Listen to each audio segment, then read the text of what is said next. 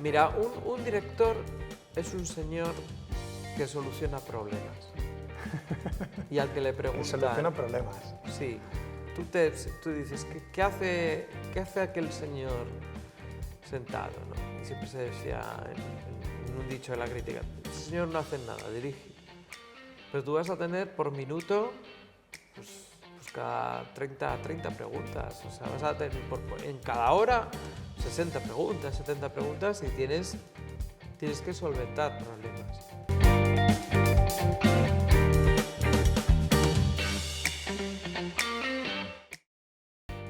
Hola, bienvenidos a Podcast About, un programa donde hablaremos del comienzo, el desarrollo personal, las proyecciones profesionales y los objetivos que tienen todos los profesionales en el sector audiovisual. No solo los que están delante de cámara, sino también detrás de cámara. Detrás de cámara hay directores, sonido, iluminación, un montón de profesionales y hoy estamos con un director de cine y teatro. Seguiremos esta secuencia, este take, con Víctor Matellano. ¿Qué tal, Víctor? Seguimos muy bien. Seguimos muy bien. Seguimos muy bien aquí. Trabajos que hayas trabajado, películas y direcciones. ¿Cuál fue tu primera película, serie o cortometraje, largometraje? Bueno, en el mundo del corto, yo en el mundo del corto me ocurre casi como escribir. Empiezo muy jovencito. Por tanto, cuando escribes y ya publicas libros, de alguna manera, aunque no te conviertas en un escritor profesional, estás ya en el ámbito profesional. Ahí entré antes, y cortometrajes fui desarrollando. Aunque yo realmente considero que la base de todo empieza, por un lado, en el teatro, en el cual hay espectáculos que hago de forma continuada, como es el Auto de los Reyes Magos, que que codirijo con Jack Taylor y que hacemos en diferentes catedrales y demás, y un Mamet que estreno en la Gran Vía. Ahí es cuando la cuestión de los actores se hace más presente. Y luego ya en cuestión de cortometrajes, los dos que yo ya se lanza más todo es sobre todo Tío Yes, el cortometraje documental que hago con Hugo Estuve en Casas Novas y que luego ya se selecciona para Goyas y demás. Y la primera peli, que llegó también un poco a raíz de la cuestión de las ayudantías de dirección y demás, que es Wax, se rueda en el 2012, se estrena en el 14 y fue para mí, pues bueno, es como... en ese momento es como el niño feliz, ¿no? Porque de hecho esa historia... El niño que le gusta jugar. Claro, el niño que le gusta... De hecho, la historia que hago, que desarrollada de otra manera, el germen de la historia, era una historia que yo había hecho ya en teatro en el colegio, con 11 años, era la misma. O sea, ¿La misma? Sí, más o menos. Surgía... fue madurando. ¿Qué cosas? Sí, y ese fue, ¿no? Y tuve además pues, la suerte de tener un reparto muy bueno en la primera película, con Jack Taylor, con Geraldine Chaplin, con Jimmy Shaw, es decir, que tuve ya... En fin, fue un juego muy interesante. Entonces se llama el found footage, las películas de metraje encontrado, como La Bruja de Blair o Paranormal Activity, en aquellos años tenía bastante furor, y entonces Wax es una película que tiene que ver con eso, de hecho. Empezaste... No, era un lenguaje que se podía hacer con pocos medios. Es una película que tuve todo lo que necesitaba, pero no era era un presupuesto ajustadito. Bueno. El truco está en que lo que tengas esté todo en pantalla. O sea, es que no hace falta ni que Eso también se necesita un buen equipo detrás tuyo. Sí, por supuesto, pero hay veces que hay que mirar un poco lo superfluo, ¿no? Y centrarse, y todo el valor ponerlo delante en pantalla, es importante. En la carrera como director, ¿qué debería de tener en cuenta un director a la hora de empezar? A la hora de empezar a proyectar, a la hora de empezar a grabar. Mira, un director es un señor que soluciona problemas. Y al que le preguntan... Soluciona problemas. Sí. Tú dices, ¿qué hace ¿qué hace aquel señor sentado, ¿no? Y siempre se decía en un dicho de la crítica, ese señor no hace nada, dirige. Porque tú estás sentado, todo el mundo, tú estás sentado mirando el combo, ¿no? Tú has marcado todo antes. Has hablado con los actores, has hablado con todo el equipo, has dicho lo que quieres. Se supone que todos son lo suficientemente profesionales para hacer Para lo que saber lo que tienen que hacer. para saber lo que tienen que hacer. Pero tú vas a tener por minuto, pues cada 30 preguntas. O sea, vas a tener en cada hora 60 preguntas, 70 preguntas y tienes que solventar problemas. Con lo cual se trata de tener es un poco lo que un director de orquesta, es tener una visión global para llevar adelante un equipo para contar una historia. Somos contadores de historias. De todas las películas o trabajos que hayas tenido, ¿con cuál te quedarías? Hoy no sé. Te digo, porque esto es como tener hijos o como tener mascotas. Es que era todos por igual, ¿no? Es que unos Pero con alguno te llevarás mejor. Con unos te llevas mejor, con otros peor, con unos son más inteligentes, otros son más torpecitos, unos te han salido más guapos, otros te han salido más feos. Vamos a poner una pero escala tú los quieres. Del 1 al 3. No, te quiero de los decir... los tres mejores, los top 3 que tú dices. No es que sean ni mejor ni peores, porque cada producción, cada película es diferente, pero ¿con cuál elegirías que diría? Es que yo tengo mucho cariño a la primera película. Tengo muchísimo cariño, independientemente del resultado, tengo muchísimo cariño. ¿Por qué? Porque fue uno de los rodajes más bonitos que he tenido nunca y en cambio toda la postproducción fue mi Vietnam particular. O sea, yo creo que como experiencia vital ha sido de las cosas peores que me han podido pasar en la vida, la postproducción de aquella película. Todo lo que había, que no era un problema técnico, sino los problemas humanos que hay detrás de todo eso. O sea, fue horroroso. Y además aprendí que cuando hay productores no siempre te dejan hacer la película. Claro. Entonces todo eso ocurrió. Por eso esa película me parece importante. Wax. Después, digamos, por lo que me ha hecho reflexionar sobre el cine Regresa al Cepa fue una experiencia muy interesante, porque fue llegar a la conclusión de que una película puede cambiar cosas de un país. Y eso era un planteamiento mucho más serio. Y me metía en un mundo que no es que a mí no me haya parecido, porque me parece que el mundo del fantástico no sea serio. Yo soy de los que creo que se puede explicar muchas cosas de nuestro mundo a través de un zombie, a través de Frankenstein. Detrás de la diferencia, detrás del diferente, detrás del dolor existe mucho que dice de cada momento, ¿no?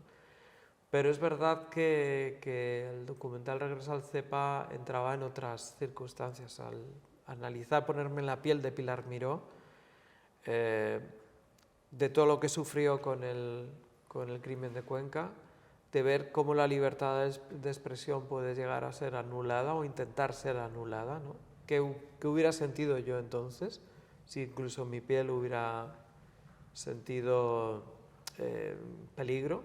De hecho, cuando hice el documental recibí amenazas, sí, a través de redes sociales y demás. O sea, de alguna manera lo volví a revivir, ¿no? Eso es bueno. Sí, sí. Si y para mí fue una experiencia... un feedback es porque realmente ha llegado a la persona. Sí, fíjate que te estoy diciendo cosas que he disfrutado y a la vez he sufrido, ¿vale? Eso es muy interesante. Y luego de los últimos trabajos me interesa especialmente un híbrido entre ficción y documental que se llama Mi adorado Monster, porque creo que al final ahí he reflexionado mucho sobre la fragilidad humana y lo frágiles que somos, ¿no? A través de ese director que fue y que es real, Arturo de Bobadilla, que tarda 25 años en terminar una película, que no la quiere terminar nunca, ¿no? y que le creamos esa situación de que un monstruo le sigue a todas partes, ¿no? Sale de la pantalla. Yo creo que esas dos. Pero luego, de verdad, las quiero a todas, las quiero a todas. Como hijos. Procuro no verlas. Es verdad que luego las he tenido que ver. He visto Wax en Baeza en un festival 10 años después. 10 Es años. curioso verlas 10 años después. Pero hay películas, el resto, desde las ves muchísimo el montaje, las ves el día de la tirada de la última copia, la prueba de imagen de laboratorio, ¿no? Pero incluso puedes llegar a verla en uno de los primeros pases con público, pero no la vuelves a ver más, ¿no? Además lo pasas muy mal viéndola.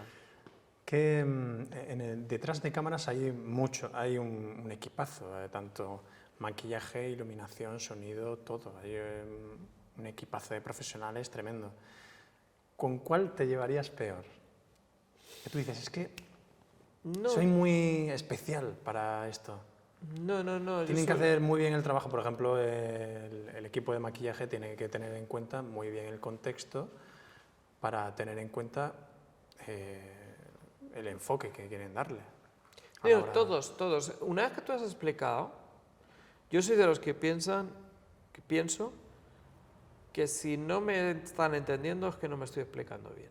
Entonces, pero una vez que preguntas si te han entendido bien en el equipo, entonces tenemos que llegar a ese consenso del que hemos hablado, porque normalmente te presentan opciones. Es decir, yo quiero llegar a este personaje que está compuesto de esta manera. Los personajes normalmente, el trabajo de los actores, hay dos trabajos con los actores, ¿no?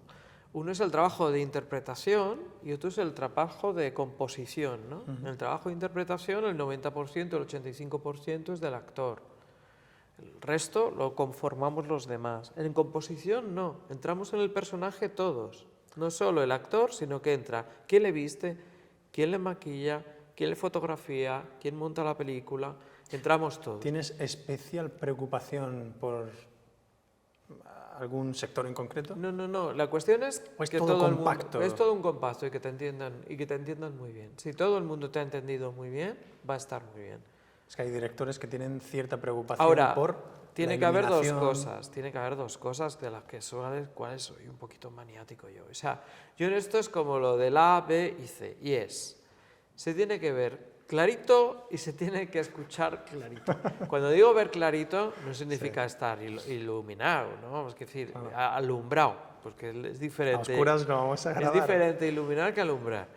Entonces, pero tiene que estar el claroscuro que pongas, el contraste, el volumen, pero tiene que haber nitidez en lo que estás exponiendo, tanto en imagen como en sonido. Es decir, el sonido tiene que estar limpio. Después tiene que haber todo el resto de elementos que tú pongas en los efectos de sonido y demás. Pero tiene que estar, a los actores sobre todo se les tiene que escuchar perfectamente. Esto es una cuestión, ¿no? Sí. Por lo demás, no me preocupa mucho cualquiera. Siempre tengo una cercanía, me ha gustado mucho el mundo del vestuario, y el mundo del arte, por ejemplo, Claro. o el mundo de los efectos, porque son materias en las que yo he escrito bastante sobre ellos, me fijo, y ahí es donde entro incluso y algunas veces sugiero, ¿no? Pero procuro plantear y a partir de ahí que los diferentes profesionales les digan. Hay muchos directores que, bueno, cada uno se dedica más a lo técnica, otro a los actores. Hay una anécdota que te voy a contar de un director español que se acercó y le dijo, un director español muy famoso, y se acercó a una de las actrices y le dijo, oye, ¿esto cómo quieres? Porque yo tengo una duda. Y le dijo la otra, dice, mira, yo al fotógrafo no le digo, yo le explico y yo te he explicado cómo es el personaje. Ahora tú resuelve, tú eres la profesional, Claro. no yo. No, sí. Entonces, es decir, lo que pasa que yo, mientras que no lleguemos a un consenso, explicaré las veces que haga falta cómo veo yo lo que dice el guión. Claro. Que el guión puedo haberlo escrito yo o no. Claro. Si yo lo he escrito yo tengo una visión, pero puede que no sea. Y la visión siempre es muy interesante que sea consensuada. O sea, es muy importante que La los script y el actores... director tengan una idea bien Exacto, clara y que del contexto que quieren dar, ¿no? los actores propongan, que los técnicos propongan.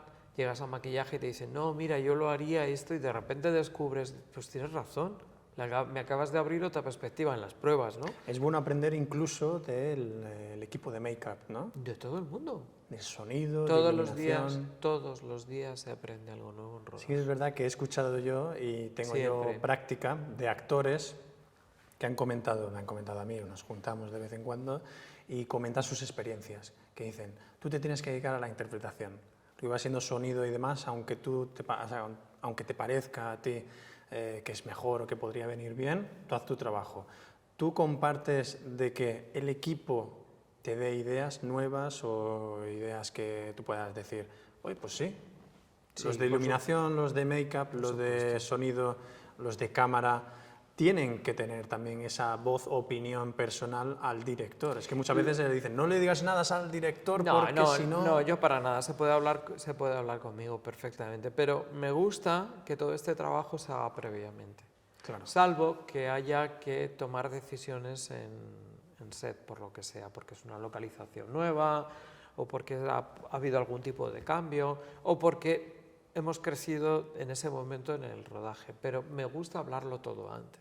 Lo que no quiero es un cambio de repente a última hora, que me vengan, si no es un imprevisto, no, es que, no, pero a ver. Me gustaría... Ahora no, porque vamos, sobre todo porque yo no he tenido en eso suerte de tener mucho tiempo para rodar. Yo siempre he tenido poco tiempo para rodar, he tenido que rodar deprisa, entonces se lo he tenido que decir a todo el equipo. Señores, no vamos a ir a fotomatón, pero tenemos que ir, por tanto, todo lo que tengamos que hablar antes se tiene que hablar. Y luego, crear un foro de opiniones previos. Hay siempre un equilibrio. Hay un equilibrio en el cual tú escuchas, porque es importante que escuches, pero a su vez eres el director. La última palabra, siempre con el productor, pero la última palabra la tiene el director. Sí, claro. O sea, eso ya está. Es decir, escuches lo que escuches, la película. Pero por una razón muy sencilla. Porque luego tú cuando vas al cine no puedes decir, no, es que aquí tú al crítico cuando te da el palo, tú no le puedes decir, no, es que ese día me dijo el dire de foto. Tú lo asumes.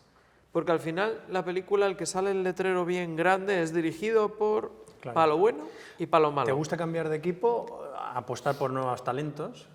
¿O te gusta más normalmente trabajar con el mismo equipo? Las dos cosas, ir incorporando gente que vayas conociendo, pero procuro repetir con los mismos compañeros porque ya me conocen y yo los conozco a ellos. Muy bien. En actores es donde más varío. Por los actores es por una razón muy sencilla. Es que los personajes, el guión dice cada vez una cosa. Claro. Entonces dice un tipo de hacer, hay veces que lo físico lo puedes cambiar un poco en vestuario o en maquillaje, pero hay veces que no, que la compresión, que todo tiene que ser. Ahí es quizá donde más he variado, pero en los equipos técnicos suelo tirar de las mismas personas. Los actores que suelen repetir a lo mejor es porque son muy camaleónicos, ¿no? Sí, bueno, y porque hay algunos, por ejemplo, Antonio Mayans. Pues Antonio Mayans es que tengo una cosa, no voy a hacer ninguna película sin Antonio Mayans. Entonces es un señor que le escribe un papel, siempre nos pasa esto a los directores, que tienes a alguien que lo suele... Me gusta. Pero generalmente, bueno, pues hay algunos con los que he tenido dos, pues Antonio, pero a lo mejor en pequeños papeles. Pero no sé, Jack Taylor, por ejemplo, le he tenido en 2 películas, pero casi todas han variado, han variado los actores y en algunos casos porque depende del personaje. Y he tenido mucha suerte porque siempre he trabajado con muy buenos profesionales, tanto técnicos como actores. Eso es muy bueno. Vamos a terminar esta sección de los proyectos profesionales y del equipo del sector audiovisual. Esto es Podcast About. Suscribiros al canal, no olvidaros de estar ahí siempre atentos ante cualquier cosa. Tenemos que sacar la tercera parte, que serán los objetivos y los tips que tenemos que tener los actores, los directores y todo el equipo del sector audiovisual. Esto es Podcast About, yo soy Eduardo Pineda y estoy aquí con mi compañero Víctor Matellano. Adiós.